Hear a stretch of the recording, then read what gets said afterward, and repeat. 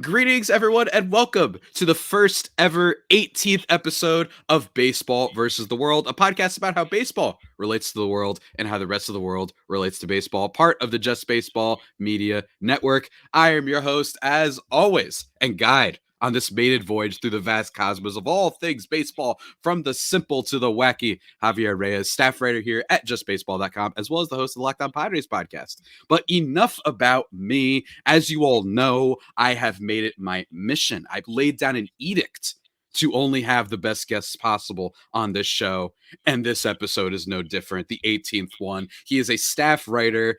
He does a bunch of words, and he also does social media for justbaseball.com, as well as specifically the Call Up podcast, which co-founder of this site runs that podcast. So some big stuff here. And he also covers some White Sox prospect stuff over with Future Sox. It is my good friend. We've been trying to have him on the show for a long time. Elijah Evans, my man, Double E. How you doing? How we doing, Avi? I appreciate you bringing me on. That's a lot of compliments there. It's a little too much, maybe, but I'm happy to be here. I'm excited. We were just talking. It's the best time of the year, right? Early October, we got playoff baseball rolling. We're watching the wild cards later today, and this is a great time to just talk ball and just enjoy the world of baseball. Honestly. Absolutely, man. Look, I'm rocking the City Connected. Yeah, like I like to throw off my guests by complimenting them a lot because I know that makes everyone uncomfortable. It's very rare to find someone who isn't uncomfortable with that. So that's how I try to start off. I like to make my guests feel not at ease. They have to understand you're entering a war zone when you're on this show. Like you got to make sure you bring your A game. You know what I mean? But no, in all seriousness, Elijah's on this show because first of all, I've wanted to have him on for a long time. He was one of the first people to reach out, be like, "Hey, man.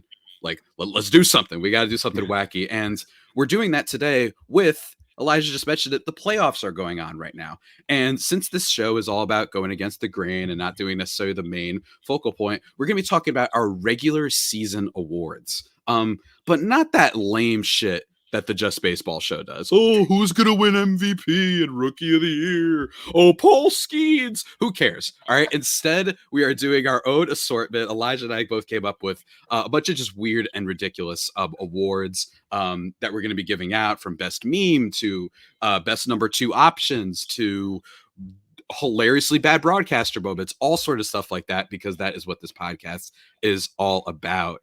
Elijah, I mean, I feel like we just might as well get into this, right? Let's just dive in, man. I mean, we got a lot of awards to go through. We're going to talk about, some things. I hate to break it to you. I am going to mention Paul Skeens at one point, but other than that, we've got some fun things to talk about, some random awards. There's just it's just cool. It's a good time. Absolutely, man. Let's get into it. Starting off with, look, here's the thing. Elijah covers the White Sox. That's what he does. So we are starting off with, instead of the White Sox award, it is the Brown Sox award for the shittiest White Sox moment of the year. Look, historically bad team. It's very funny that I've gotten a couple of, I remember Elijah's been texting us throughout the year. I don't want to say he's gone full-blown nihilist. And I would ask you, before we go into our nominees, and then not even our nominees, but just who we have winning this award. Do you prefer being bad? Like, is there a sense of is there some fun in being the worst ever as opposed to just really, really bad? To a degree, yes. I mean, so what I do is I cover prospects, right, Javi? So, like, for me, I've gotten to interview and talk to, the majority of the White Sox farm system over the past 2 years, and I'm super lucky for that, right? So for me, it's like the worse they are, the more the guys I know and like are going to get to play, So it's like there is that weird side of it where, like, yeah, it's brutal watching my team lose 121 games. Nobody wants to watch that. But if they're going to be bad, they might as well be bad enough that they end up being forced to play some prospects, because those are guys I want to watch, and those are guys I have a lot of faith in for the future. So, I wouldn't say I was cheering for it. I think the White Sox, like, that was ridiculous, watching fans at the last, like, series, like, cheering for the other team. Like, that's a little too much for me. But at the same time, like, do I mind them just being really bad as long as they're going to be pretty bad? Like, no, not really. I totally feel that. And I'm not going to lie, I do disagree a little bit. With the Padres last year, was rooting for them to lose an extra innings game, because then if they lost this one extra innings game, they would have been eliminated from playoffs and have, I think, the record for most extra innings losses in a season. So I just thought it was funny. But that's just me, because I totally understand. Like, it's not fun being a White Sox fan. At least the Padres, like, from last year, you're like, well, hey, we got good ownership. We spend a lot of money. We still have stars. You know what I mean? We have a GM that's not afraid to make moves. With the White Sox, I mean, look, I picked a Requiem for a Dream when I did my podcast with Harrison Ruds for just the most. I try to think of the Yeah, darkest yeah. movie possible, and that was for the White Sox. Let's get into it though. Specifically, what do you think, Elijah, was the worst singular moment of Yeah. this entire year of White Sox baseball? There is a lot. I really Hmm. had to rack my brain on this one, but I think the one that best just sums up the season was about a month ago. I think even less than a month ago, Hmm. when there was a ball getting thrown back to the pitcher, to Jared Schuster on the mound, and Lenine Sosa was at second base before kind of between innings. Right, they were throwing the ball Hmm. down. Sosa looks away, and then the catcher throws the ball. The pitcher's not looking at him, and the Sosa's not looking at him. Sosa just gets clocked in the face on a throwback to the mound from the catcher, and it was just the perfect summary of the season. It really was. And Lenine Sosa's a great dude. I have nothing against him, but it's just like watching a throwback to the mound go over the pitcher's head and then hit the second baseman in the face while he's just not looking at all. I mean, it was just here's your White Sox season on a platter. That's how I felt. Absolutely, baby. That's a good pick. And they had a lot of those. It felt like, Yeah, that play of Javier Baez that's famous of him running to first base, but then running I hate that backwards. play so much. It's my least favorite play in baseball history, for the record. I hate that play so much. It makes me so mad. Really? It I makes me think so it's mad because it's the dumbest. How, as a fielder, do you possibly not just step on the bag? no, I know, I'm with you. That one It's like, blows my mind. But don't get yeah, me wrong, especially at the right times, Javier Baez has had really good baseball for instincts, sure. but there is a degree of like, all right, guys, that's just insane that they did Yeah, that. It insane. wasn't even like first and second or second Yeah, and third. It was like, dude, just step on first. And that the makes no whole thing, sense. it makes me laugh every time. And what else makes me laugh every time is there's a lot. So I have a bunch of nominees. I could argue, and some of them are a little bit less like on field than Yeah, right. yours. I had a few of Uh, those too. because I've got, the whole Garrett Crochet situation. Granted, I'm on the Yes, side another one. of, I just think that it's bad they got there, but I'm not necessarily blaming him for being like, hey, man, I'm Right. trying to get paid. But then, every single time, this is more of an insider baseball, the group chat of just baseball texted about Andrew Benintendi. I think it was always funny. Just all the different stats that people And then, would and then send. you notice how it went silent though in the second half there, Hobby. Andrew Benintendi was the best player on the White Sox in the second half. As I know. crazy as that sounds, right? So like we were memeing him all first half, right? The entire chat. Anytime he got brought up, it was like, this guy's the worst player ever. And then the second half, he has like an 850 OPS. That's just baseball for you, though. That's just baseball, but it is really funny. And specifically, not just that he's bad, but because he's literally the richest player in White Yeah. Sox player history. Like, that's what makes it funny for me. Yeah. That's another nominee. I've got, Luis Robert, unfortunately, not having a good season, but that's just a down season. So there's nothing Yeah. as amusing about it. You know what I mean? It's just sad, right? And then another one, look, this one I disqualify only because it technically didn't happen this year, but there was a story at ESPN from Jesse Rogers on the White Right. Sox, and it got a little dark talking about how Lance Lynn, Joe Kelly, my boy Joe Kelly, and Kendall Graveman kind of had to be convinced and like pushed in 2022 to attend Liam Yeah. Hendricks' return. Like, that's just too dark for this show, and I don't want to get into that. I Yeah. will say I hate Joe Kelly. I've always hated him, and I was right. Understandably. I was right about Patrick Beverly. Yeah. I I was right mean, about Joe Kelly. I can say That's all this, I'm like, saying. even just we don't have to dive into this one too far, but like even Yeah. from being at spring training 2 years ago, and that I was at Mhm. the 2023 spring training, I was there for a week, and I was really trying to watch like where are the dynamics of this team after such a disappointing 2022, where they were still trying to compete in 23. Right. Mhm. The vibes with the pitching staff were not great. Mm. I just even literally on the practice fields, there was division in the pitching staff, and you could feel the kind of different groups of pitchers that hung out Mhm. together, and not everyone really meshing much. Mhm. And that's one thing. As bad as White Sox are, one small thing I have hope for is, I really do think the current core of prospects right now really like each other, which is cool. Good. So Mhm. hopefully that remains and hopefully that grows. But it was an ugly season. That's yeah, Yeah, and I don't want to get into like motivations behind that all. I know people have their own right. ideas of, politically related things. I don't want to get into that. All I know is if that nonsense is true, yeah, that's bad. Yeah, Like, it does remains to be said, regardless of yeah. what you think. But when it comes to what remains, that was an interesting word you used there. My winner for the worst White Sox moment of the year, it comes by courtesy of awful announcing who pointed this out. Oh, Mr. GM, Chris Getz. we're not going to be working heavy in free agency. We've got guys on the field right now who need to improve their game. Uh, I have no ugh. beef. You just said the core prospects. That's all good. That's not what I'm talking about here. Oh This no, is you're a messaging thing. It yes. is Yeah. batshit insane for you to go out and say, basically, yeah, get used to it. That's insane. That's an insane comment to make after a What historically bad the season. thing And though, yeah. go ahead, go ahead. No, Like you go. You go.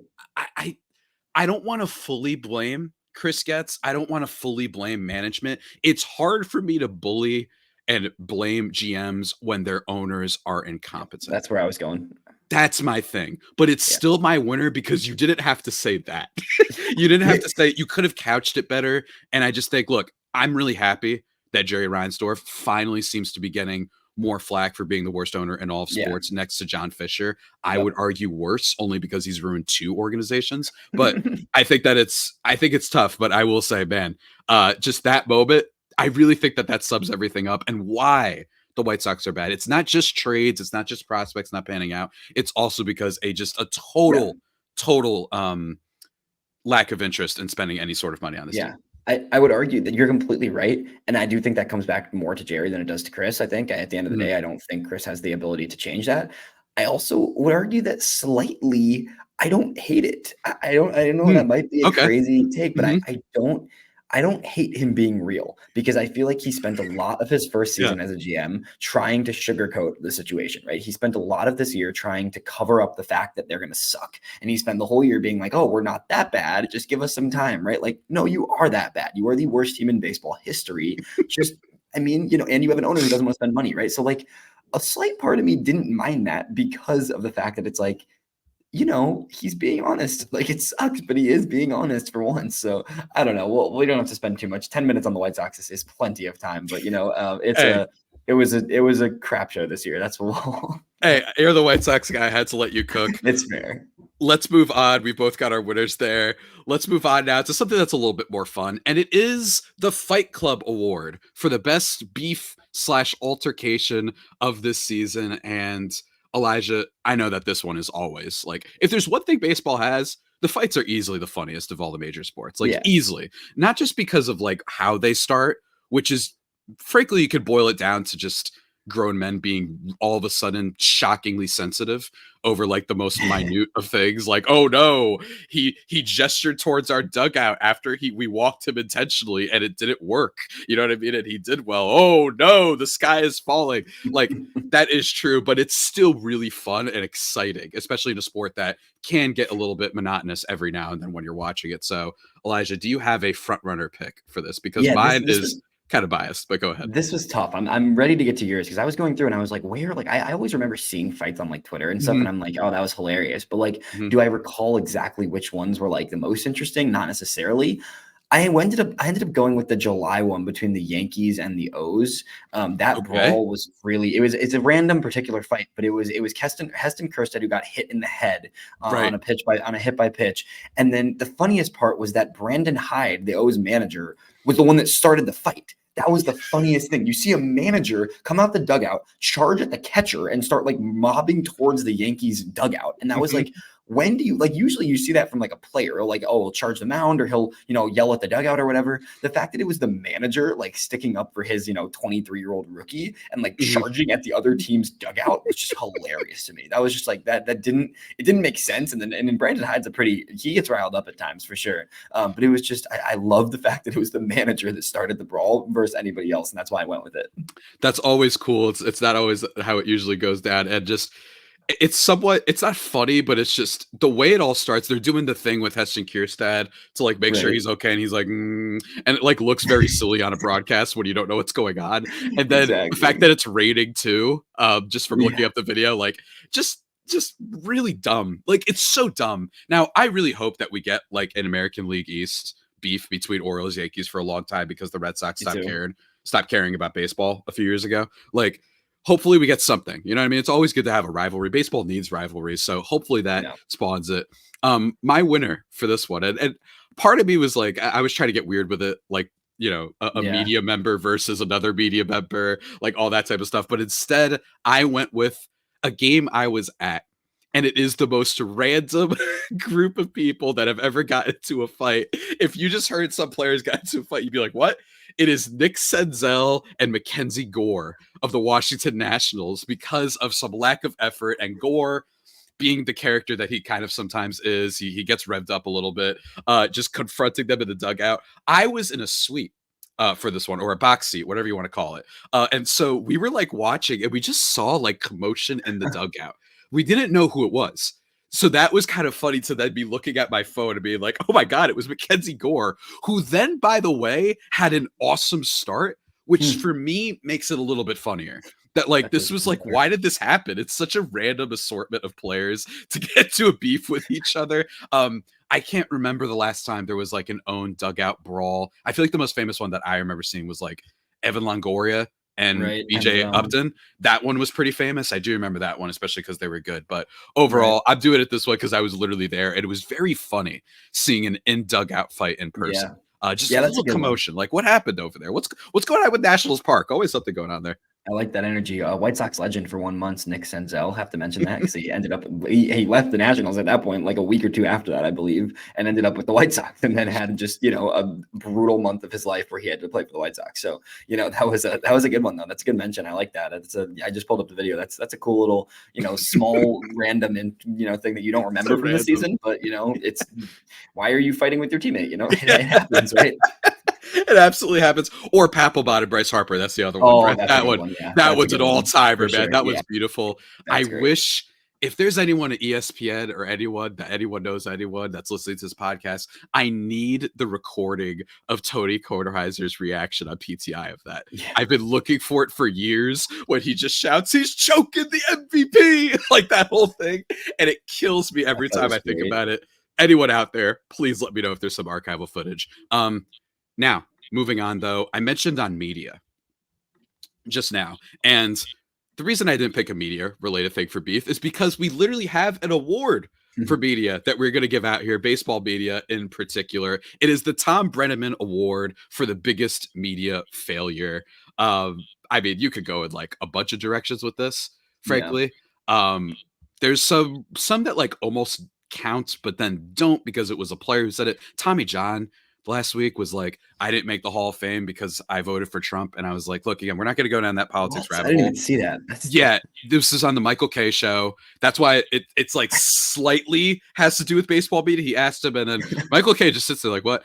For the record, guys, Tommy John was off the Hall of Fame ballot back in 2009. So like that's literally not true. And again, I could get on my soapbox for days about how stupid this stuff is, but I won't. That's just hilarious. Just sit there and it's like, bro, really? Like, I don't care who he said for president. I don't care who he said. If it was Barack Obama, if it was Joe Biden, if it was whoever it was, for you to blame it, you literally weren't on the ballot. Just priceless. And my other nominee is one that we don't have to get into too much, the Negro League Museum pronunciation earlier in the year. That was bad. Everyone who has seen this knows what I'm talking about. Don't need to dig further. But again, I try to keep it light on the show. So my winner also has to do with the president, though. It is Chris Russo, who is, I think, like a big baseball media guy. He hosts, the High Heat thing on MLB Network. We could talk about him all day and whatnot. But him mispronouncing Barack Obama's name. It is one of the funnier, like you have to look it up. Just look up Chris Russo, Barack Obama. It is not just a Barack. He goes like Barack. He mispronounces it like 7 times in ways I never knew. And this was a former president of not too long ago. I don't care. It's so funny for him to like, and it's not like he was joking. I don't think he was joking. I don't think he was making a bit. He just like, hey, Barack, I was like, I don't know what you're saying right now. This is insane. Everyone look it up. I promise you'll laugh with how horribly he mispronounces this. So that's my winner for the biggest media fail. My winner is a different direction. It's more of a just situation, I would say. Mm-hmm. They really got the entire country of Canada thinking they were getting Shohei Ohtani. I'm sorry to be that guy, and I apologize to any Blue Jays fans listening, but, like, there was a good 24 hours where all of baseball media had Yes. Canada truly believing they were getting Shohei Ohtani, and in my head, I was like, "There's just no way. There's just no way this guy's going to Canada. I don't believe it. I refuse to believe it." And, like, and like, it just was I know that's kinda cheating because it happened before the season, but I'm counting it because it's just, No, I'm with it. like, that is crazy. There was guys literally reporting that it was a done deal, right? Like, I no shame on any of these reporters. Reporting is incredibly hard. Like, it is a really hard thing to try and break stories and not have like every single detail and find your angles and everything. Mhm. Like, but it was really, really funny watching every Canadian and their mother trying to like get hype over Shohei Ohtani, and then literally within a day, it's like, yep, he's going to the Dodgers. Like we all knew he was going to. Yeah, and I do think that I want to add an adage to this. It's 10 times funnier and a little bit sad because one of the discourse things that was going around at this time was like, wow, Otani's camp are being so unreasonable. There was a Tom Verducci story, I believe, of Yeah, ESPN that's like this fan fiction BS that he was doing where he's like, if they rolled out the red carpet, he would inspire the organization by being there. And I'm like, I think wow. minor leaguers want to get paid first and foremost. Like they'll be like, hey, that's Shohei. That's really cool. Can you like make sure I'm not living in like a box? That would be great. So like I think that was absolutely ridiculous. And the idea that we've ever rolled out the red carpet and had a bunch of like media frenzy around any free agent is insane. It's like usually they kind of just sign. Right? Like I feel like Right, we the fans on Twitter are the only frenzy that right. happens. You're right. Usually they just kind of sign and that's totally fine. And for the media to get all like punchy about this, I thought was very exposing and wrong. For them to Yeah, be like, he should be doing that. Wow, if a team even reports that you spoke with him, and I was like, I think you're reaching. Do we know that the Otani camp is that unreasonable? I think they were more like, don't leak stuff about how I am leaving the Angels, stuff like that. yeah. I think it's okay if it's reported that you met with them. I don't think they're that unreasonable. And I could get a whole another thing It about was it the was a mess, biases. but It yeah. was a mess. And for Morosi to come out and talk about that, didn't they? Am I wrong, or was it media surrounding like some random billionaire who got off a flight? Yeah, Because they that's yeah, followed a guy on a plane going to Toronto, like a private jet, and it was just some, like, random dude who was, like, rich and, like, going to Toronto, and it was just so good. Everything about it so was that whole saga was just wonderful for me. exactly. As someone who obviously knew he wasn't going to the White Sox, I had no care where he went, frankly. I expected it to be the Dodgers, but I was like, it was just enjoyable, honestly. It's just amazing because like after all the criticisms of like, wow, why is Shohei being so secretive? For you then to mess up, and it's like way Yeah. to prove him right, Yeah, like right, exactly, immediately, right? literally. Just shouts to him and shouts to Peter Apple who tweeted, "I just fell to my knees at a Walmart." Yeah, When that happened, that was very funny. It made me laugh.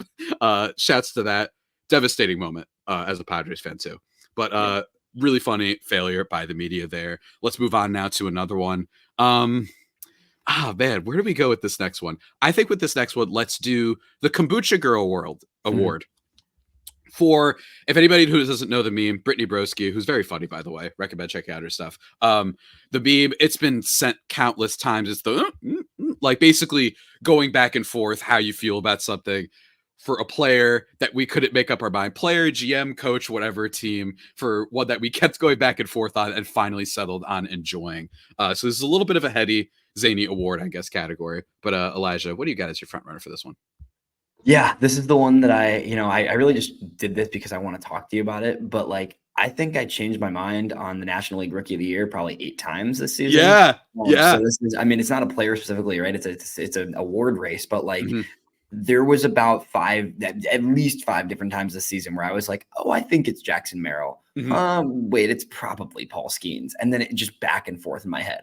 It is, in my opinion, the best NL Rookie of the Year race we've had in many, many Yeah. years. Mhm. I mean, there's really no wrong answer, and I think it's a true testament to why Major League Baseball needs to switch over to the MVP style, where it's one in each league for Rookie of the Year, or it's no, the opposite. Sorry, where it's a pitcher and a hitter Mhm. regardless of league. I think that just makes more sense. I think it would be very clear. Obviously, nobody in the AL in a hitting wise even sniffs Jackson Merrill, right? So Mhm. they would each get a Rookie of the Year this year as the hitter and the pitcher of the year, because I think both of them deserve it, frankly. I mean, and it's a crazy race and it's been fun to watch. And I both players are awesome, but I I couldn't make up my mind. You see a guy, learn. I know you're biased on this, but you see a guy learn how to play center field for the first time in his life, while putting up 5 WAR, hitting 24 homers, like stealing bags. I mean, he did everything for the Padres, right? There was a huge difference maker all season with Jackson Merrill. He's the most clutch hitter in baseball, arguably. But then you've got a guy in Paul Skeens who has, the most dominant rookie pitching season in many, many years, if possibly ever, right? So it's like he didn't have as many innings, he didn't have as much overall impact. Right? The Pirates aren't a playoff team. There's all these factors that go into it, but all those reasons are why I think I literally flip-flopped 10 times on who I think deserves this award. And I'm still not even sure who I think deserves it, honestly.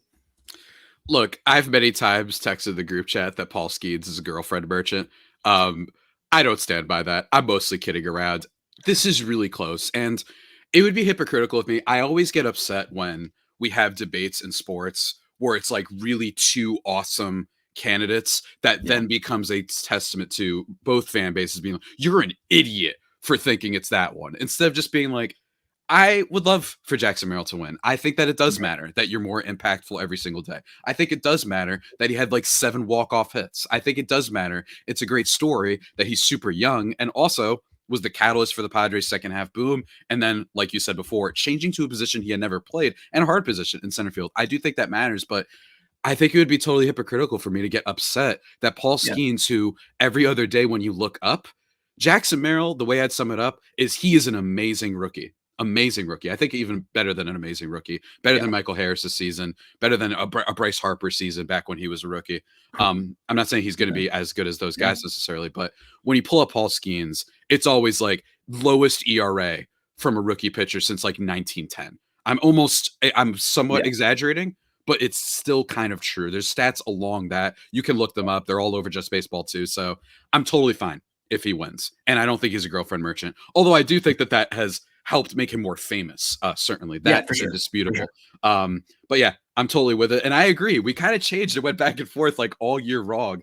It was nuts. I remember Churia was the favorite once upon a time. There was like 7 guys favored above Jackson Merrill at one point. So, there was a bunch of, Yeah, Imanaga was in there.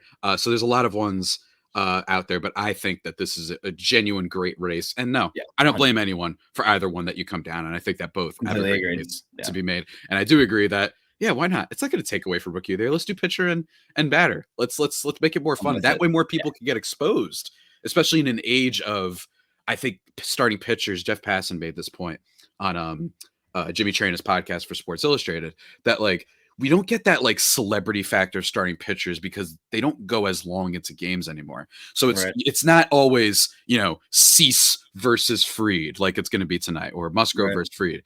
It's not always that. So maybe it'd help out to be like, hey, give these players an award and maybe it'll give a little bit more publicity to the pitchers. So that's just me. But alas, I have my nominee and my winner. It is a player who has been a fixture in discourse, at least in the Just Baseball chat, for many years. Who I think just finally broke out. He escaped the Night's Watch over in Miami. It is my guy, Jazz Chisholm Jr. I have flip and flopped all the time because the personality. Sometimes you're like, this guy rules. Other times you're like, man, you can't do that and then not trying a fly ball. Okay. Then he does this. Then he has a great run. Then he gets hurt. It's been so up and down of this. And then he gets the MLB The Show cover. And we're like, this guy's kind of overrated. Really? You get MLB The Show cover? How many people are going to get the MLB The Show cover before Mike Trout? All sort of things. But then comes to the Yankees and just steps up, proving if you're a theorist that believes if you're this confident, it just has to work. That's what happened with Jazz Chisholm. He was one of the most clutch players on the Yankees, hitting for a 130 WRC plus, hitting for a lot of power as always. And it's a weird build for a player that hits for power, by the way. He looks like a D. Gordon stature of player more than he looks like, oh yeah, this is a guy who's going to hit like 30 home runs when he's healthy.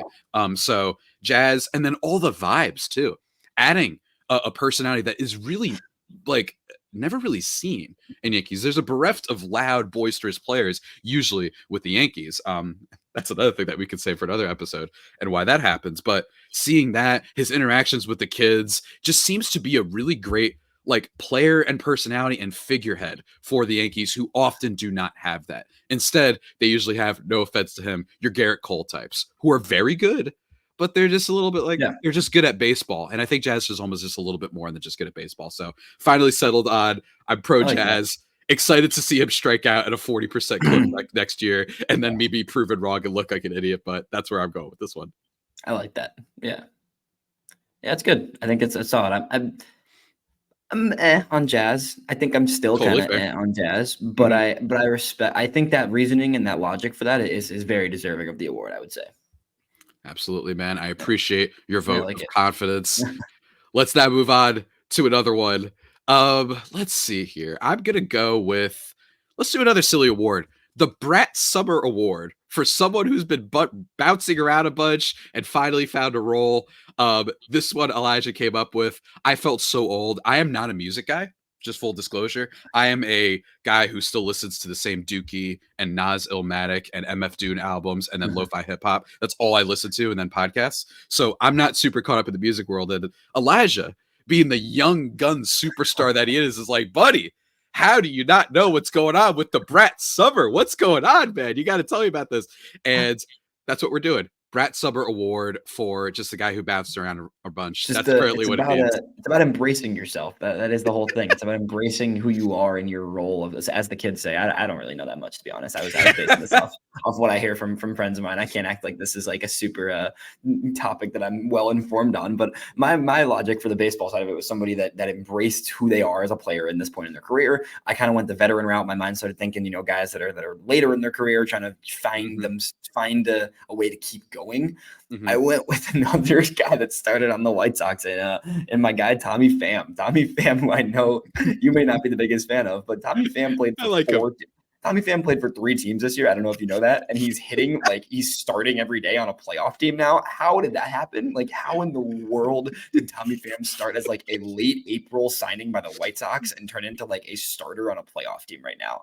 No idea how that happened. But he embraces it. He's found a way to just keep bouncing around. He got traded to the Cardinals. He was terrible on the Cardinals, and they fell out of the playoff contention, so they let him go.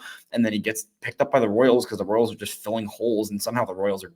I don't know how the Royals are good. That's a whole other topic. But they Tommy Pham has just found a way. He's just embraced that he's a veteran. He plays good defense in the outfield. He'll give you a few hits here and there that can be big in situations, and he just keeps bouncing around and finding a way to stick in Major League Baseball. And that's just like I respect it. Good on him. I respect it too. I'm really enjoying that this guy is just becoming the late season pickup. Literally went to the D-backs Every last year. year. They went to the Yeah, World Series, so maybe there's a precedent being set there. that's what I'm saying. Um, very funny, like character to talk about in Yeah, baseball. for sure.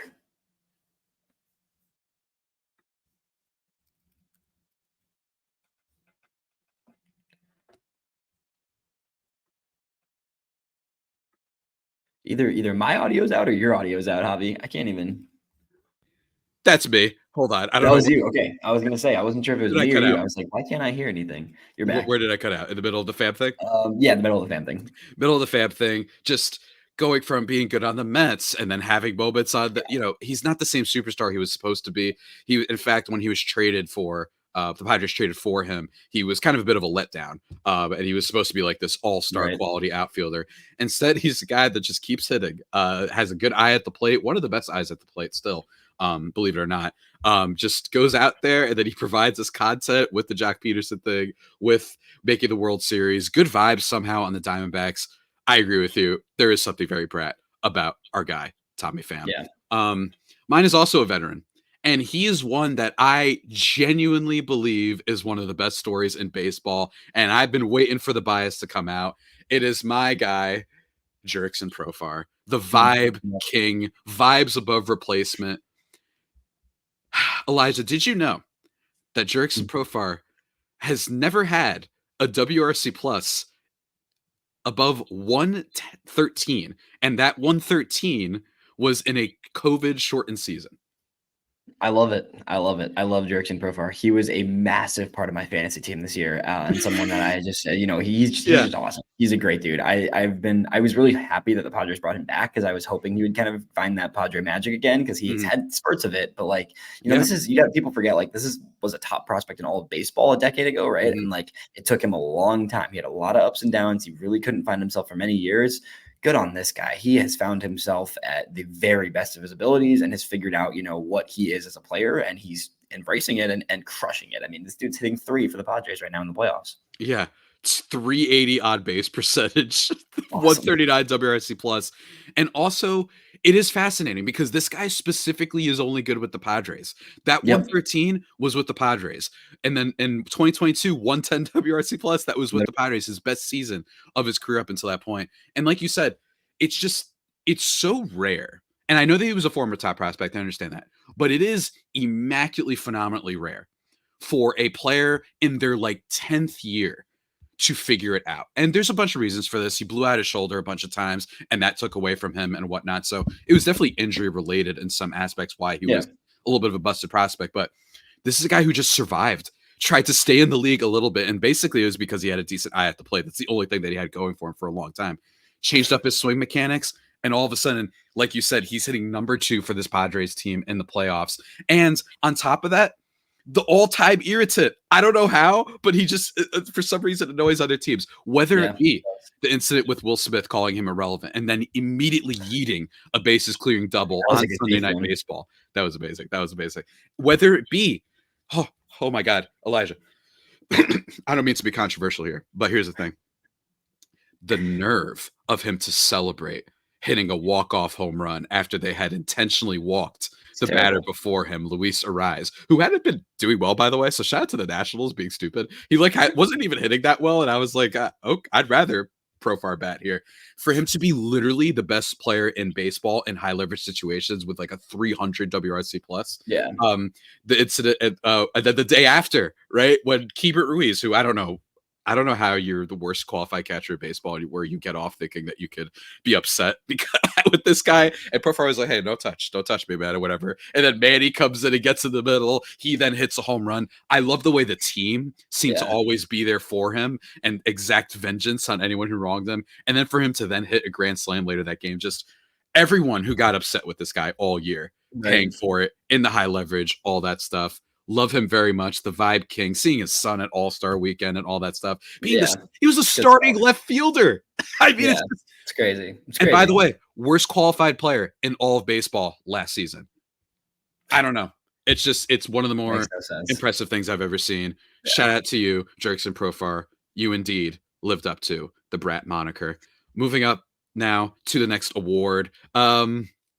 Speaking of just kind of, I guess we got to go with a vibe sort of award to a degree. It is the Nick Castellanos Award for the biggest meme player of the season. This one's very hard to quantify. It's kind of something that you just know it when you say it. But for those who don't know, obviously Nick Castellanos is the meme god because of the famous ball deep to the left field. That'll make it a 4-0 ball game. And to then continue hitting home runs and having big moments. I believe that when Joe Biden stepped down from running for president, Nick Castellanos homered that day, all sort of stuff. It's become the best ongoing joke in all of sports. It really has. It really has. And it keeps going. I don't know how this keeps happening. It's freaking me out a little bit. And almost, dare I say, reframing the way I think about the universe and my own personal, like, religious beliefs. So shouts to Nick Castellanos. Who do you have for this award, Elijah? I went with someone that gets memed, not necessarily for funny, good reasons like Castellanos. I went with Tristan Casas of the Boston Red Sox because Tristan Casas is probably the easiest player to just poke fun at in Major League Baseball right now. The dude is known for some ridiculous stretching routines. He says some really goofy stuff. He's just a goofy person. Like that's really all you can say about it. I mean, I think he's just a very odd character, and it's really easy to laugh at most things he does. It's a good baseball player, right? Like no hate on his baseball. He can play for sure. He's a good hitter, but at the same time, it's really easy to look at Tristan Casas and just laugh. He's had weird interviews about swinging before. Like the first thing that you pull up is the stretches thing. That I don't know if it got a little bit dark here, but when he just took a picture of a homeless person, that was weird. You know what I'm talking about? I was like, what of the weirder and possibly like weird in a bad way. We'll see like down the line if we hear this guy is like, actually, it's not fun. Like this guy's like weird and no one likes being around him. But for now, he's just a meme. I think that's a great pick. One of Just Baseball's favorites. I'm going with one that I've seen more lately.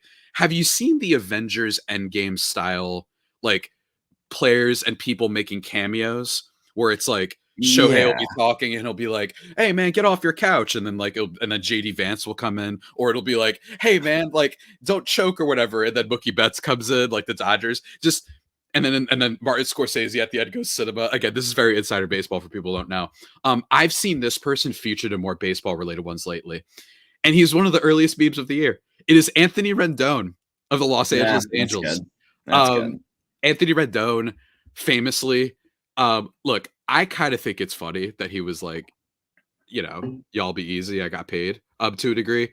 I think that if he was playing better, that there would be something a little bit more endearing about it. We've seen in the NBA, Nikola Jokic Yeah, is like, right. yeah, like I care about my family and my daughter and my horses Yeah, of more. Like course. this is a job.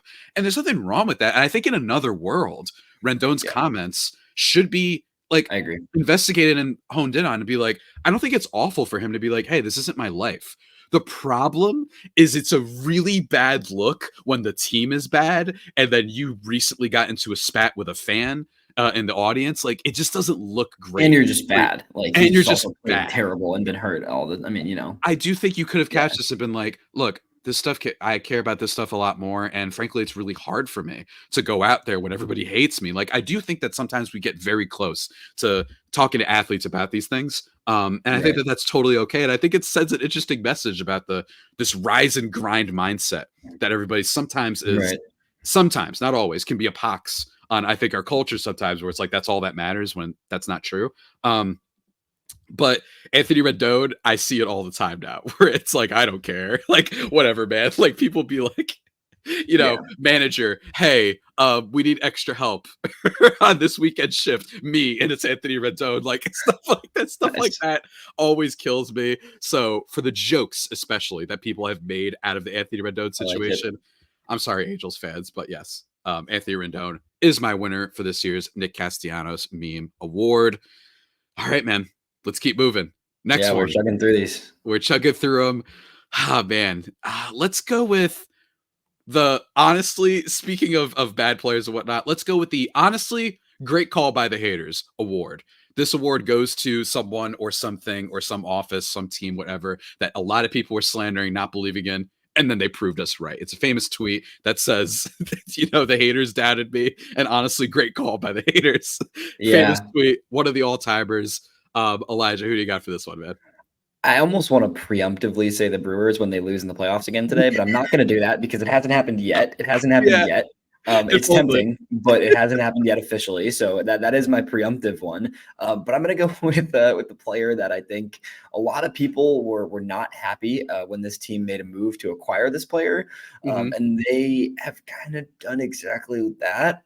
Alex Verdugo had a really bad season. Yeah. And I think Yankees fans were not happy he was there. They didn't want him there. And then he proceeded to put up like a 620 something OPS this year and was Mhm. basically one of the worst outfielders in baseball this season. I think he gets a lot of flack. I think he's had some good years in his career. Don't get me wrong. Like he's had some solid seasons. But when he was in Boston, right, he had a few good years early on for sure where he was at his best. And then, last year he was okay. The Yankees acquire him this year, plays in 149 games for them, puts up a 647 OPS, under 300 on base percentage, like mediocre, if that, defense in the outfield. He's Mhm. just not that good. And I think Yankees fans kind of nailed it. The Orioles walk off when he just tripped in the outfield and was just laying on his stomach. That was a tough Yeah. look. The Volpe Yeah. error and then the Verdugo. I don't know how I always feel about catch probability, but it was like 98% Yeah. catch probability, and the guy just fell. Always bad vibes. The Yeah. Yankees fans tweets about this guy, I'm not gonna lie, are always funny. Just Yeah. like how he looked during the I celebration, can't like stand just him. everything about him. They hate this guy. Great pick. I've got two, and I actually am going to need your help deciding Okay. on them. So my nominee is very simple, which is just a player, right? And it's a player that a lot of people were like, "There's no way they can do this again," right? And that's Cody Bellinger of the Chicago Mhm. Cubs. Big bounce back season last year was genuinely very good, and one of the reasons that the Cubs almost made a push for the postseason. Yeah. And he follows it up. Like last year, like I said, 136 WRC plus. He hit 26 bombs in just 130 games, 4 wins above replacement. He was good. This year, 109 WRC plus, and then just 18 home runs. Played okay defense, wasn't disastrous, but a lot of people like to use to get really baseball nerdy for a second. Weighted on base. His weight on base last year was 370, and his Yeah. expected was an astounding 327. So if anybody thought he figured anything out, you were wrong. A lot of people said this guy's a trap. If you remember that report that was like he's seeking 200 million, which I don't care about that stuff because that's just welcome to Right. negotiations. Why are we pretending that's not a real? They know they're not getting that. So that's one for me. But he was at least a serviceable MLB player, especially compared to Alex Verdugo, who was actively just negative and not good at basically anything. Right. And my other nominee would be Farhan Zaidi, the now dismissed GM, president of baseball operations of the San Francisco Giants. That team has been zero aura for a while, to a degree where they literally go out in the offseason. I will say they have tried, and you can't say that for a lot of other teams. They did technically sign Correa at one point. They were making a big offer for Aaron Judge, but he wants to stay in New York. I get that. But this has been a team that has had Farhan Zaidi there for a while, and basically outside a very, very, very fluky, no one has yet to explain its season in 21 when they won like 108 games with nothing but old veteran players and Buster Posey. Outside that, they just haven't developed a farm. They haven't developed enough solid quality players. And he was just failed as the GM. And now Buster Posey, oddly enough, is the president of baseball operations. So I don't know which one, man. Like, is Farhan more of like a just like Aram Layton of just baseball being like, I don't believe in the Giants, or is it more general? Like, what do you think? No, I low-key like Farhan even more because I think Okay. it's a testament to just he has not done the right things with that organization. It's been this continual like, oh, we're gonna go sign a huge free agent. Oh, here's Matt Chapman. It's like the Oh, we're next. gonna go sign we're gonna go sign Arson Judge, and then nope, and there. I'm sorry, he's going back to the Yankees, right? Like it's just this constant same situation that keeps happening in San Francisco, and I'm like, when are they just gonna blow it up, man? I don't know. It feels like this repetitive process. So that makes me go with him because I think it's true. I think there's more than just Aram. Aram's definitely one of the biggest Farhan haters of what we know, at least. But I think there's a lot of people who have not believed in him for a while now, and he's really just proven everyone right the past few years. And now he's out of a job, unfortunately. I mean, I think there's some good things that have been done there, but a lot of mistakes for sure. And I actually think that like their offseason was kind of okay. I actually don't think it wasn't bad. No. Bad. Soler, they end up trading, which to me, the reason why I think Farhan was the haters were right for me isn't the signings, because Blake Snell, that was more of a product of, do you guys not know that he's a player that needs to ramp up? Like that's a thing that he needs. Why is he signing so late? Matt Chapman, very good, and was just extended, like very solid, very good season. It's not their fault Jung Ho Lee got hurt, right? So there are some things that happened there that just was poor luck. But for me, it's if you're going to trade Jorge Soler, but not trade Blake Snell, who very much might just opt out, that to me shows me that you guys have no idea what your direction is. I'm with you on that one. Yep. That's where I'm on them. But hey, they are the Giants. You never know. Maybe they'll make a comeback because they are a weird ass organization. So we'll see. Very true. And it is not because I got to just throw it out there real quick. People like doing the San Francisco bad place thing. It's literally not true. The Giants have been struggling with attractive free agents for a very long time, whether it be the Roger Clemens days or to the Arson Judge days. They have been struggling with this for a while. So it's not just that. I think that organization just can't decide what it is right now. And we'll see, I guess, if Buster Posey and others are able to fix that. Next award. Speaking of, I guess, bad operations stuff, this one's a little bit weird, but we're going with it. It's we're all trying to find the guy who did this award for the league's biggest failure. And among people in charge and what have you, who very much, I think you could give this to like 7 different people, right? I really think you could. I think sometimes you could give this to Aaron Boone, who sometimes just doesn't make the right decisions with when to pull his pitchers. That's fair. I've got two specific instances. Number one, and I think it's hard to beat this, John Fisher's letter to the Oakland A's fan base. I mean, come on. This is a guy who's submerged, I should say, a franchise for 25 years, and that's why nobody shows up. Don't listen to any of the talking heads. That's why. They did not pay for 25 plus years anybody and actively destroyed the fan base. You even see this happen a little bit in football with Dan Snyder, who you can literally see and track that the value of the Washington formerly, or no, not formerly, they are the Commanders, it literally went down in value as a team. And he kept the same GM, did all the bad stuff, and then he had all the scandals, and now he's out and blah, blah, blah, right? You can kind of track that with John Fisher, where he kind of did the exact same thing. And on top of that, we don't even know where they're going. They're playing at a minor league stadium. So for me specifically, though, it is the goodbye letter or just happened the other day. My guy of the owner of the Arizona Diamondbacks complaining about the Jordan Montgomery thing, and just being like, "Why did Yeah. we sign him so late?" I don't know. The only reason I think that I'm leaning more towards John Fisher is because I don't know what happened there. I don't know if it was the owner or if it was the GM or if it was Scott Boras. So I can't totally track it. So for me, it's got to be John Fisher's letter to Oakland. I just don't know how. I can't say that. Yeah, no, I think that's a good one. I went with something pretty simple. I think this is everybody agreed this was bad. I think it's the jerseys, man. It's the uniforms. I Yeah, think there was just, I mean, great I'm pick. not going to put blame on Fanatics or Nike or whatever, whoever it is. I don't care who it is. It's just all around, just brutal. I remember the reports in spring training and going into the season. It was just like everybody was just like, "Oh man, we can totally see this guy's balls." Like Yeah, the it Xander was that Bogaerts type of picture. Yeah. it was like that type of thing. It was like, whoa, these are bad uniforms. So and same thing with the All-Star uniforms were ugly this year. I think there was Oh, just I in like general, them. like I like them. you like, I don't I know. like the creamsicle one. I wanted to eat I it. just in general, I just think uniforms around the league were just poor. The City Connects were Mm, poor this year. I just don't uniforms were just not good this year. And I think baseball, more than any other sport, has so much upside with uniforms. It's so disappointing when you see seasons where they're just like not very good. mhm. I just think the league, the jerseys, the lettering, the quality, all of the above was just a league wide failure. Hey, look, with Fanatics, wow. Shocker that when you have only one place building things out and only one place that has a monopoly on merch, that sometimes you won't get the best product because maybe they're not, what's the word? Maybe they're not motivated to because they're the only ones giving it to you. So shout out to the Madden NFL franchise, for example, being another good example of not being motivated to make the quality all that much better. Yeah. So that's a great pick, man. Yeah, I mean, it was also like we knew it was coming. Everyone Right. with two eyeballs was like, this is going to be bad. Right. Like, and then the players are complained day one. The Xander Bogarts picture is infamous. Just very, just a tough look for baseball, man. So, Yeah. shouts Seriously. to Fanatics, Major League Baseball, whoever it is, Nike, whatever.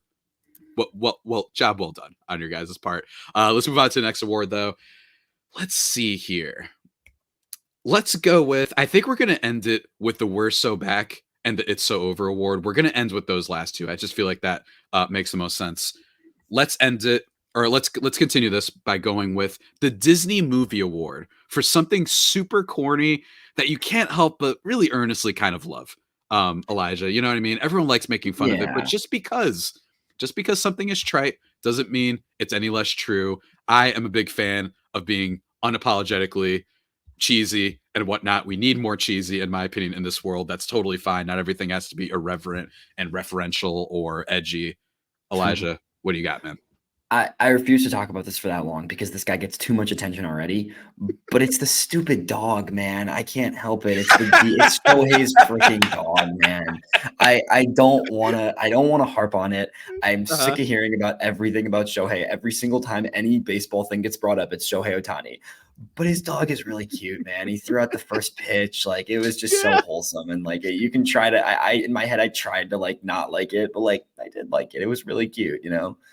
I know exactly what you mean, man. That feeling of you're just like, oh dang it, it was cute. Right. Well, Elijah, if you're sick of Otani, you're gonna love my answer because I'm going with the relationship between Teoscar Hernandez and Shohei Otani. This was a story written by Stephanie Apsey for Sports Illustrated earlier on, and basically it talked about how those two became really good friends and like taught each other their languages and especially English. They learned it together because they're both not native speakers. Obviously, with Otani, they understand some part of it, but I don't know. Right. There's just something really cool about the different backgrounds, Japanese, with you know what I mean, like just to go from different cultures like that, and for them to be really close. The story talks about how Shohei reached out to him, and that's just kind of their thing. That Teoscar says, you know, he teaches me one word of Japanese like every day. I don't know, man. It's just super cute, and I really Yeah. enjoyed it. A really good vibe. It's every time I try to hate Shohei, even as a Padres It's fan, impossible. it's It's impossible. impossible. Yeah, It's it really is. impossible, man. It What are we really is. doing? You know what I'm saying? Like we It's shouldn't be hating doing to this. hate, not hating for any real reason because he's awesome. Yeah, Exactly. So the Yeah. different backgrounds from Dominican to Japanese, It's and now there is a Dodger that I do hate, and it's Mookie Betts because Mookie Betts should not be on the Dodgers, and I'm still mad at the Red Sox and that bum ass John Henry for being like, oh, the best player we've literally had since Ted Williams. Nope. we'll trade him for the guy who's now on the Yankees, I Alex Verdugo, who right, won an exactly. award, and Yeah, it wasn't a good one. So that's the one that I hate more. I can't hate Shohei, man. It's just yeah, impossible. yep. Shouts to him. Moving on to let's see here. Let's go with another award that I wasn't, I'm not always with it with the kids, but this one I did. I feel like this one, even I knew this one, and it is the Chapel Roan Award for a player you had not heard of before 2024, who, I don't know, captured your attention for whatever reason. Yeah. So So just, go for it, man. What do you got? funny angle here for me, right? Like being someone who's on social media, who runs stuff for JB, Mhm. like I know, and Same. in addition to being a prospect head, like I know pretty much every player in baseball, I would say. Like I don't, not to be like too cocky about it, but like I just know everyone. Like I watch games all the time. I'm watching stats all the time. Like I know basically everyone. The first one I want to mention is Lucas Urkic because of how good he's been, but I did Mhm. know the name. I'm not gonna, I can't lie. I did know the name last year. I didn't know how good he was going to be. Now he's closing games in the playoffs for the Royals, which is Yeah. awesome. But that's an honorable mention because I did actually know who it was in 2023, even though I don't think most people did. Definitely a name that popped up for most people this year. I did know him though. Javi, did you know there's a player named Hobby Milner who threw 61 games this season? No. 61 games this season. Hobby Milner on the Milwaukee Brewers threw 61 games out Oh, of the it's the bullpen this Brewers. That's season. why. I That had explains it. I didn't even know who this guy was until a month ago. Hobby Milner. I have never heard that name in my life. And I know I watch way too much baseball. I had literally never heard of this guy. He has 294 career big league appearances. I had never heard of this name until this season. He had a 1.82 ERA last year. I didn't even know who that was. I had Yeah, I no know. clue. I watched a Brewers game earlier this season. I was like, who's this Hobby guy? Yeah, I yeah. just had no idea. And he's kind of a good reliever. Like he's been pretty good the last 3 years. He's thrown over 60 games for the Brewers, and I had no clue who he was until this season. Exactly. This year, yeah, the 4.73 ERA is a Gary, but all the peripherals, his Yeah, whip is at 3.14, and then last year the 1.82. So I did actually know about him only because for this exercise I started looking at teams I don't pay attention to, like the nice. Brewers, and I was like, wait a second, what? Who's this guy? But it is true. You bring up a great point. We both cover baseball a lot. You especially, you're tapped into the minor leagues more than I am. So like it's very hard to get someone by you. This one I'm going with, I had known the name. And I think that this one is still a little bit mainstream. So like if you Yeah, used him in the name game, some people might shame you, right? But for me, this one is there, especially because of where his standing ended up being on the team. And that is Mason Wynn of the St. Louis Cardinals for my yeah, Chapel Roan Award. I know that he was a thing last year, but he only played 37 games. And again, because he's right. more of a minor league guy, I just had nothing about him. And he was terrible in those 37 games. He was worth negative 0.8 F4.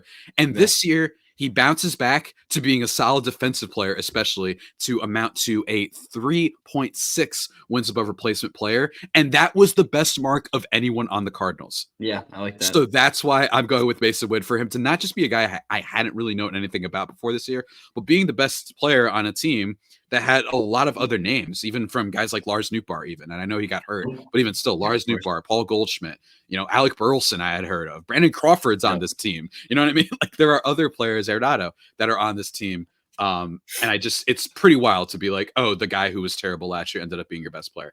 Not all things go great for the Cardinals. Yeah, So that's my winner for it. Luis Garcia Jr., also it's a another good nominee. one. Also a good one. Because Yeah. he of the Nationals has the hilarious like lefty righty, or is it night and day splits? I think Peyton over at Just Baseball mentioned this. Like, From Way or Night, yeah, something like yeah, that. it's something like he hits like he's got a 900 OPS at night, 400 during the day. Weird stuff. Love baseball. Moving on to the next award before we get into the final two, is the Costanza Award for the best number two, the best sidekick, in baseball next to the Yeah. superstar. I feel like there's an obvious one for this one, and there's some less known ones. What do you think, though? I went totally not even kind of obvious, I don't think here, just because Okay. it's a player I wanted to highlight. And I went the rotation angle. When I think number two option, baseball, I don't really think of hitting as like a 2-3 option because you Hmm. need a whole lineup. I Hmm. think of pitching as more of your number two in the rotation. So there's a rotation that got a lot of attention and always gets a ton of attention. This guy is probably considered their four, but he was arguably their one in terms of results and Mm, definitely their two in terms of results. So the Seattle Mariners have a yep. loaded rotation, right? I don't Mhm, even know if you know who I'm going to go with here. I'm curious because they have so many guys, and Luis Castillo, in terms of name value, is that one maybe. But this year, I think it was pretty well regarded that Logan Gilbert was their ace this mhm, season. Logan Gilbert had an excellent season, big name guy. You've also got Luis Castillo, mhm, veteran, proven guy. You've got George Kirby, who's known to have the best command in Major League Baseball of any starter. mhm. You know who had a 2.94 ERA in 31 games this season as the 4 starter in Seattle? It's gotta be Bryce Wu, right? Miller. Oh, Bryce no. Miller. I'm See, going Bryce there we Miller go. here. This is the It thing. could Their be anyone. rotation is so good, it Mhm, could be anyone. And that's why mhm, it's kind of cheating because it's not really a number 2. I think they all are studs. But like in terms of pure results, Bryce Miller was the second best pitcher in that rotation behind Logan Gilbert, who was going to get Cy Young votes, right? mhm. Bryce Miller is a stud, man. And he's just a personal favorite of mine. He's a guy that little small tidbit here that's kind of about me. I started when I go into spring training 2 years ago. I was trying to get a bunch of player interviews, and I was just literally walking around spring training with my phone and my voice memos pulled up, like trying to get prospects to talk to me. And like Mhm. I talked to Jackson Merrill, which is one of the coolest things ever before he was a thing at all 2 years ago. And the first player I got to talk to me at all was Bryce Miller. And that Wow. immediately made me a fan of his. I asked him who he was. I mean, I literally just asked him like a few basic questions about, how his spring training was going essentially. And this was a guy who was, at this time he had only reached AA or something. He was heading into the year, like trying to eventually become a big league call up, ends up getting called up, really early in 2023, has a good rookie season. But then this year, I mean, a whole nother level for Bryce. And he clearly established himself as a stud in that rotation. A whip of 0.98. I think he had like the third best whip in the league this year, or the second best whip in the league this year, maybe. A Mhm. guy with, 171 strikeouts. He made 31 starts. He was just steady, steady, steady all season. The Mariners season obviously failed because of their offense, but their pitching was so good. And he's a guy that I think on paper was the best second starter in a rotation this season, as crazy as that sounds. Great pick. Under the radar pick. You did not Yeah. go chalk.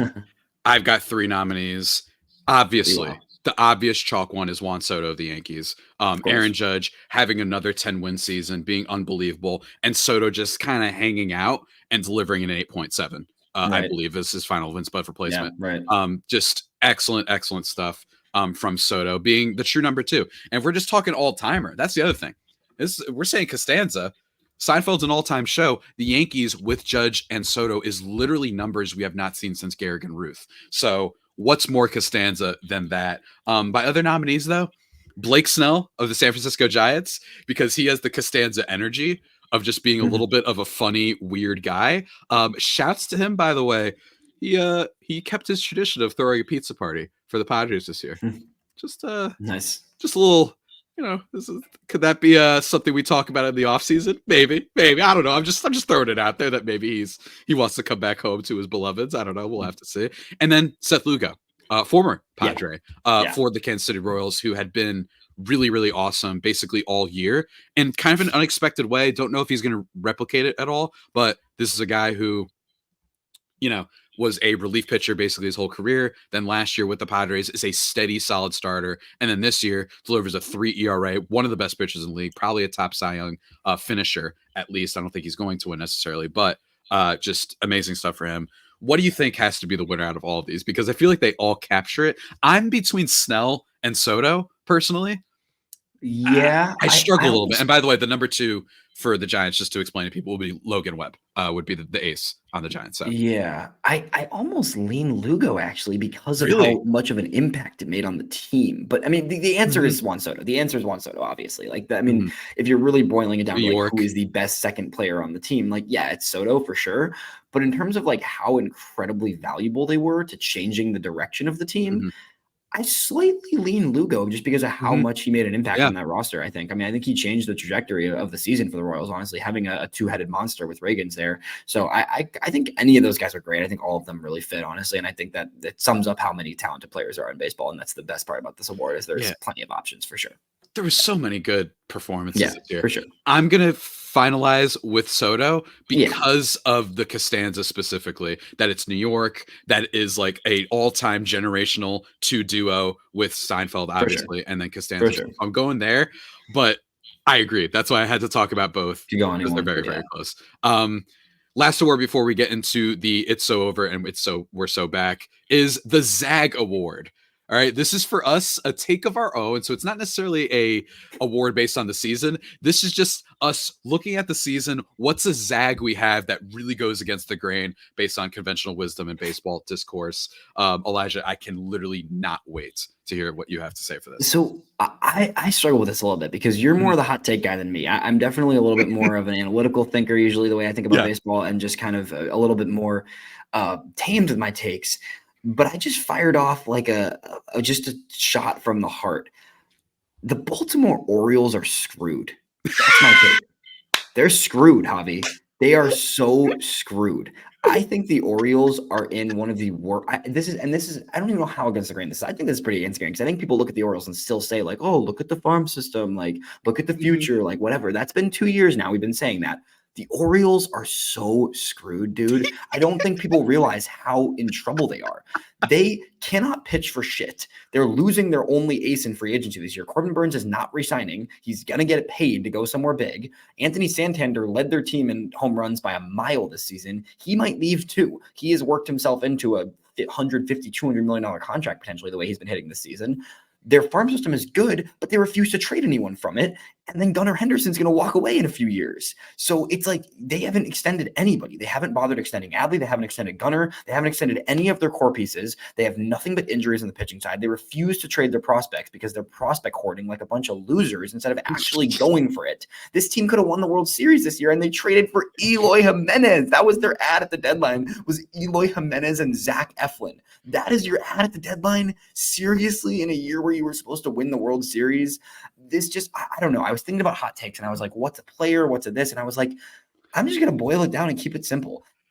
The Orioles are screwing up this rebuild, and I hate to see it because I really like a lot of their players, but they're messing this up, and they are going to lose their window, and their window is closing way quicker than people think it is. They're in some trouble. That's my take. Can I push back for a second?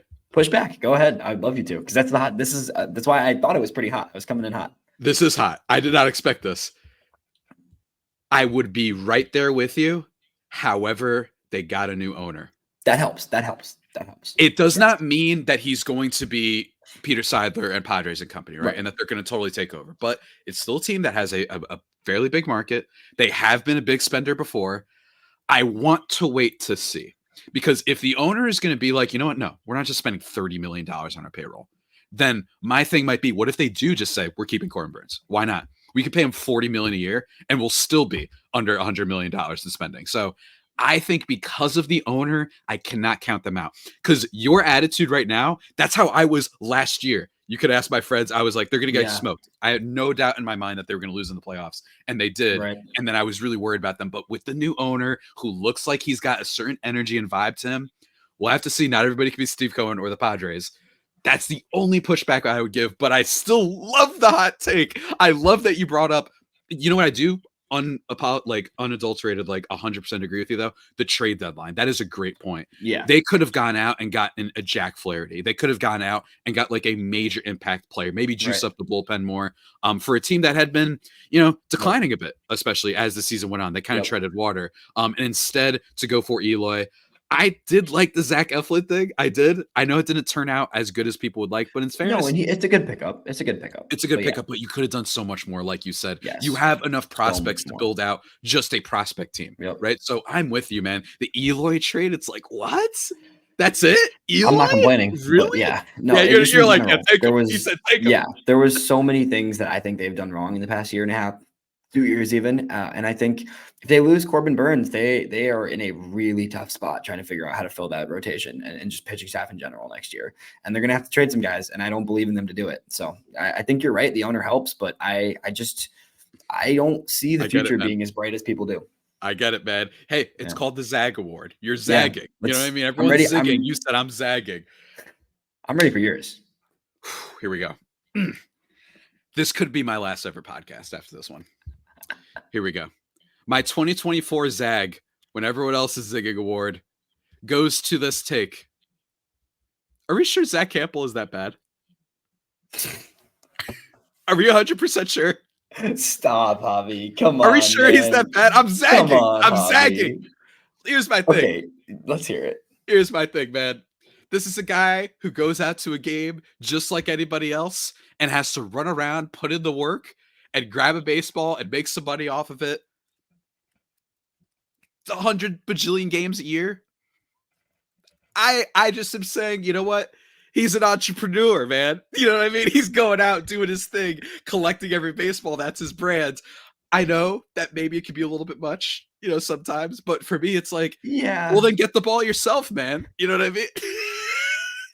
I, Why don't you go I, for it, man? He has the guts and the gall to do what no one else wants to do and say, you know what? This is a commodity and I'm going to treat it that way. Sometimes you can't be romantic about baseball. Zach Campbell, I'm with you, man. Keep doing your thing.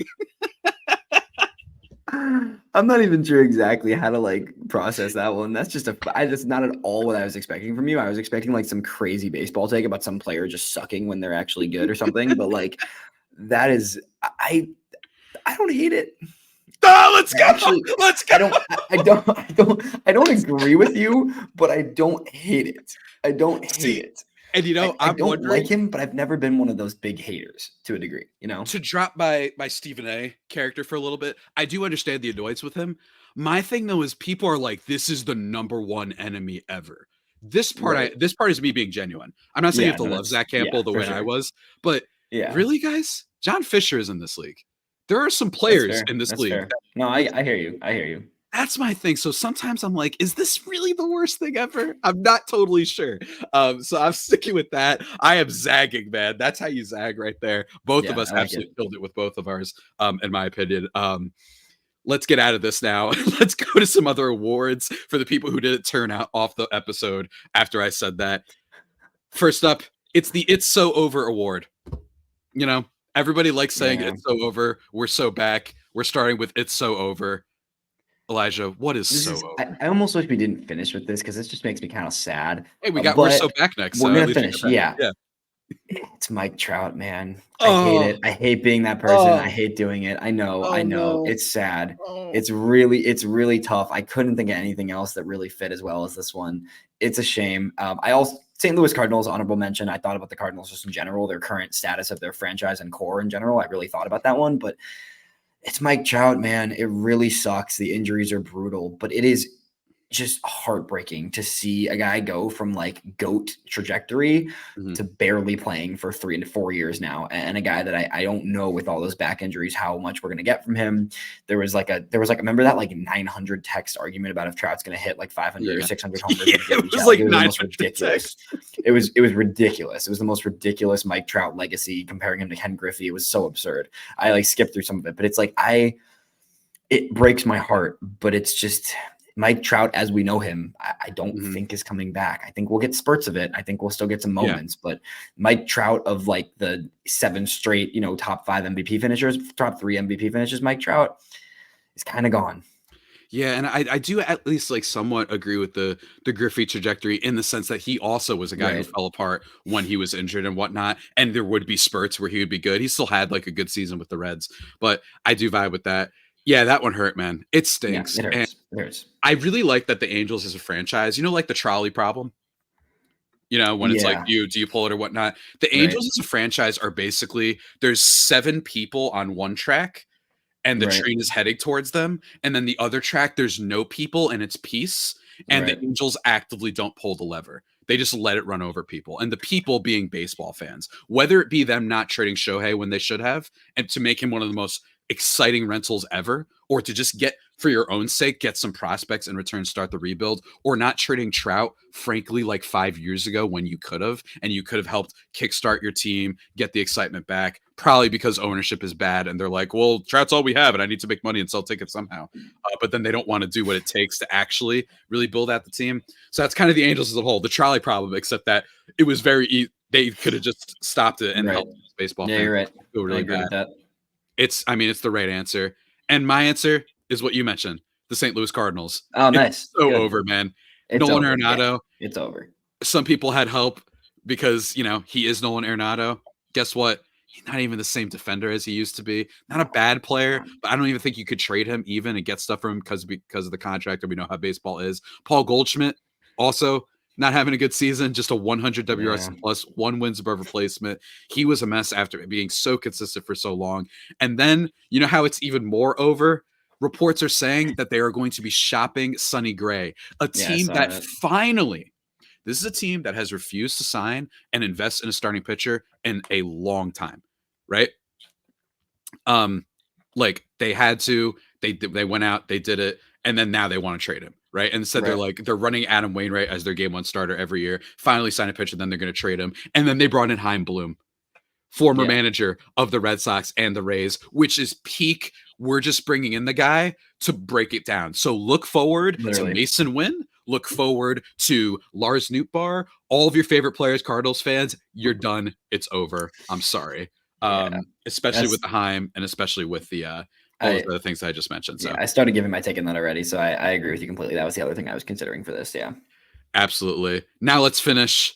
Let's end on a happy note. The We're So Back Award. Elijah, what do you got? Because I got a crazy bunch of possibilities for this one. I'm sure you got some good ones. I kept it really simple. There's a team that just finds a way. Like once every like 8 years, they're just great for no reason. The Mhm. Kansas City Royals being good for no reason is so back, and I'm so here for it. It does not make any sense. It doesn't make sense. They're running out Yuli Gurriel and Tommy Pham and Robbie Grossman in playoff games, and they're good, and they're about to beat the freaking Orioles that we just talked about. Yeah, I mean, they're just back. They are back to being the Royals that just find a way. They're yeah, just that team, and they did it in 2015, and it was awesome. And I, even being in my division as a White Sox fan, like I've never hated the Royals because they're usually bad, and then they just find a way. They lost 100 games last year, Javi, and they're about to be in the DS. Like that's crazy. It is just they're just back. They're back to being the Royals of just magical whatever. magical proportions. Yeah, man, they do have a good aura to them. Bobby Witt, best shortstop Of course, season amazing. possibly Yes, ever that we've ever unbelievable. seen, which is wild. And then the pitching we talked about, that's a good one. Yeah, love the Royals. And honestly, I wouldn't be surprised if they make a little bit more noise after this. Maybe not I with the World Series, but I could see them winning the I next can round too. see I them could see messing it. around with the Yankees and being like, "Yeah, Yeah. sorry, Yankees, like go cry." I Yeah. don't. Paul Rudd It's going to games possible. again. You know what I'm saying? We could see that happen. It's possible. You know how much I want to say the Padres mojo for this one and Oh, just say, I like, let's I just would say have it. said it if it wasn't your show, but And hey, I literally put that as a possibility. Salvador Perez truthers, because he had a really good season and all of a sudden figured out how to frame. So that's yeah, so we're so back if somehow you're a truther. The Rays perpetual rebuild, you know? I just I that's like what they that always too. do. We're back. We're back to the I Rays like being the that Rays. too. Yeah. But I actually think that this time, I wrote about this for Just Baseball, the fallacy of the Tampa Bay Rays. Go check it out and my issue with them.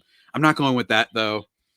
It's between the Padres mojo or to full circle for the podcast, Jerry Reinsdorf haters. We have never been more back. This is, and here's the thing, I have been a Oh, I captain. love it. I have been a leading sergeant general of the Jerry Reinsdorf hate brigade for a long time. And you know when it started?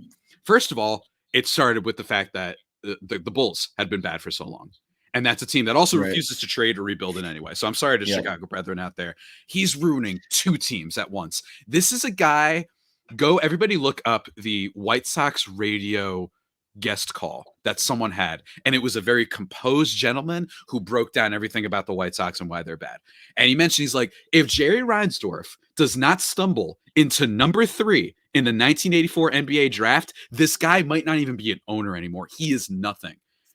And another reason Yeah, I hate you're him right. is because of The Last Dance. That's why I hate him. You know why I hate him? Oh, I'm going there, Elijah. Because that documentary posits and Jerry Krause as Satan. You know what I mean? Who was a good GM. He did help build those Bulls teams. And I'm not saying he doesn't Yeah. deserve blame. But the nerve of that documentary to have Jerry Reinsdorf on there talking about how Jerry Krause did all this stuff, you own the fucking team. What are we doing? I just cannot believe. And that's why that I still like that documentary. And Peter Apple has talked about it, Just Baseball, how like weirdly comforting documentary that I like watching at night. Yeah, it's I don't pretty know good. what it is. There's something comforting about it. And it's like a low nightcap sort of vibe. But the fact that that doc just completely ignores that Jerry Reinsdorf could have just been like, Right. no, like let's do what Michael does. You know how rich he's making me? Like, let's just do that. Oh, he wants to keep Phil Jackson. Cool. That's great. Let's just make sure he stays here. He could have done that. Oh And man, I'm just too happy good. that the hate brigade is getting more momentum behind it. More people are talking about it because especially of the White Sox. So it's between that and the Padres mojo, but I'm giving it to hate. That's what I think I'm going with. I Elijah, what like do you it. think, man? I like it. They're both great. It's the happy side of you and your fandom, and it's the sad side of me hating every single sports team that I love. So it's full circle. It all adds up. I love it. I think they both they both deserve that nod, honestly, at this point. But I think you enjoy hating a little bit more than you enjoy loving sometimes. Yeah, sometimes I do. I'm not gonna lie. Yeah, Sometimes I do. I think it which is depends. fair. In baseball, I think I do. The other sport, no, that's not true. I don't know actually. I gotta wage just like which sport do I hate watch the Oh, that's most? good. Because football gave me a lot of reasons to hate for a long time, and I still Right. got reasons to hate. Shout out Ethan Badowski if you're listening. Mhm. You know what I'm talking about. But Elijah, this has been an absolute blast. Everybody, This was we'll be great. posting kind of a full graphic on Instagram as well, Sick. outlining all of our award winners. But let's run through them just one last time. For me, for the Brown Sock Award for Dumbest White Sox Moment, I picked the GM saying basically get used to it. The Fight Club Award, Mackenzie Gore versus Nick Senzel. Tom Brenneman Award for Biggest Media Fail goes to Chris Mad Dog Russo's impersonation, or not impersonation, mispronouncing Barack Obama's name. The Kabucha Girl World Award, I keep saying that, award, goes to Jazz Chisholm. Brat Summer goes to Jerickson Profar. The Meme to Anthony Rendon. Honestly, great call by the haters, Farhan Zaidi. We're all trying to find the guy who did this. John Fisher's Letter to Oakland. Disney Movie, Teoscar and Shohei. Chapel Roan to Mason Wynn. Costanza for Juan Soto. The Zag for Are We Sure Zach Campbell is Bad? It's So Over to Arenado, Goldie, and the Cardinals. And then the We're So Back to Jerry Reinsdorf haters and the Padres Mojo. Yeah, those are awesome. For me, it was Lenine Sosa for the White Sox, the Brown Sox moment. Then it was, what did we do second? And then it was the Yankees O's Heston Kjerstad for the fight. It was Shohei to Toronto for the media fail. That was so funny. Then that was one of my favorites, I think. And then we went. Where did we go after that? We went Brat Summer, which was Tommy Pham. Meme Award was Tristan Casas. Fail by the league was uniforms in general. Kombucha Girl was NL Rookie of the Year. Where else did we go? Costanza was Bryce Miller. The great call by the haters was Alex Verdugo. Chapel Roan was Hobby Milner. The Disney movie was Decoy Shohei's Wonderful Dog. And then we went to the Zag Award, which was the Orioles Are Screwed. And then we wrapped up on my last ones are Mike Trout for It's Over and the Kansas City Royals being good for no reason for We're So Back. It was a blast joining you, Javi. I appreciate you doing this. This was fun for sure. Absolutely, man. Everyone go check out Elijah's work with Chicago White Sox prospects and whatnot, as well as follow Just Baseball Media on Twitter because he helps run the socials. And he also does a lot of great breakdowns on the White Sox, on prospect stuff. He's kind of like the utility man, dare I say, of Just Baseball. He's killing it. And of course, go follow me on Twitter at Javipeno, JAVIIPENO, or follow the show for this, the accounts for the show at Baseball vs. World on Instagram and Twitter. Until next time, everybody, this has been Baseball versus the World, the podcast about how baseball relates to the rest of the world and how the rest of the world relates to baseball. We'll see you on the flip side. And until then, stay loving baseball.